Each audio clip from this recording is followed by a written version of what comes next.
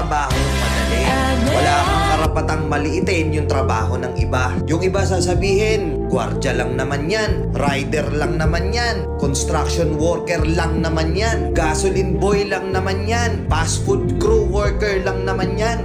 Pucha, nagkaroon lang tayo ng maganda-gandang klase ng trabaho. Akala na natin kung sino na tayong entitled sa mundong to. Minamaliit natin yung mga taong mas mabababa yung sahod sa atin.